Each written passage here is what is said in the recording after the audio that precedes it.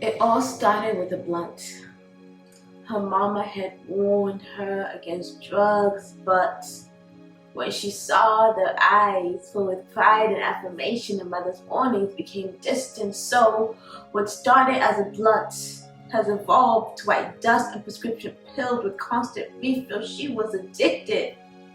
But the drive to every dealer or pharmacy visit was never driven by the addiction, but her craving for the acceptance too.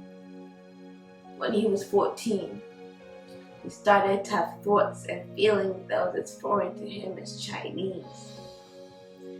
He didn't know whether to term it depression or just extreme sadness. So, in his confusion, he reached out to a friend who prescribed her treatment for a situation: drinking. She claimed that it would work like anesthesia before surgery and numb him of all he was feeling, and he believed her. However, she didn't tell him that just like anesthesia, the relief was temporary, so the strength and frequency of his dosages will have to increase daily, inflating his principal problem until he accrued enough interest for an addiction. 3. It all started when her mama began to pick up night shifts, leaving her boyfriend at home to babysit. Each night, he would stagger through her door, reeking with alcohol. And when she heard his footsteps, she would squirm in her bed and pray that God would strike him in the steps instead. She felt his cold hands caress her thigh, and she shuddered as his hot breath molested her chest. She opened her mouth, but nothing came out, and as he unbuttoned her nightgown, she closed her eyes as tightly as she could, hoping that this was all a nightmare that would end soon, and it never did. And in the morning, when her mama would ask her, "How was your night?" all she could muster was "fine." 16 years later, she has turned her beautiful sanctuary into a rundown temple for strange men to bring their idols, and each time they planted their seeds, she felt numb and callous, just like she did each time her mom picked up a night shift. To the blind eye, I have just narrated the story of a mere drug addict, an alcoholic, and a prostitute with little to no value. But to the one who has moved the plank that blinds their sight, they can recognize that these personas are not far from our realities, but they are mirrors of the brokenness we grapple with daily. The drug addict is only a girl who was struggling with her self-worth.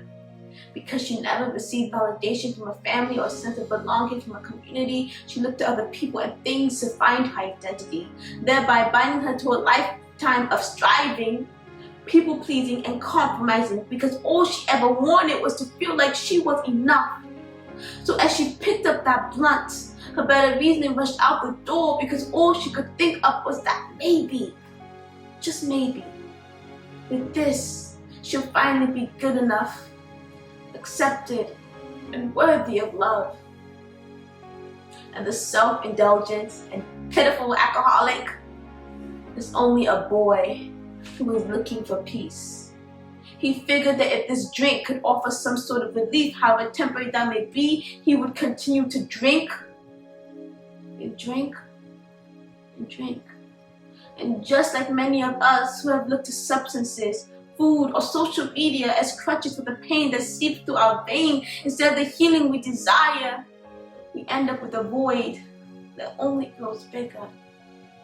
If only we knew that these things are too weak to heal, and what has holes can never make us whole. So like a house that is built on sand, when the storm rages and the waves crashes, it falls and it breaks to pieces. And until we examine our foundation during moments of crisis, we will continue to crumble.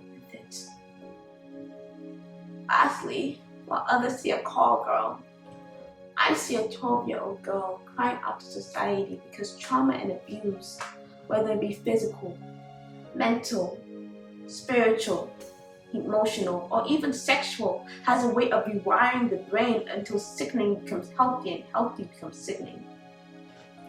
So, just like any illness, the only way to treat the symptoms is by addressing the cause of the problem rather than sitting there and just condemning the side effects. If only we showed enough grace so we could see the full story instead of the pieces we pick up on the street. Because to suffer is to be human. And to be human is to deal with limitations, to handle our brokenness, to grapple with our weakness, to palpate the scars on our body, which are the illustrations of our story. In other words, to be imperfect. And because we are all bound by this pandemic, instead of condemning the way we manifest our infirmities, let us all point each other towards the road of healing. However, the first step to solving any problem is by acknowledging its existence and accepting the weakness.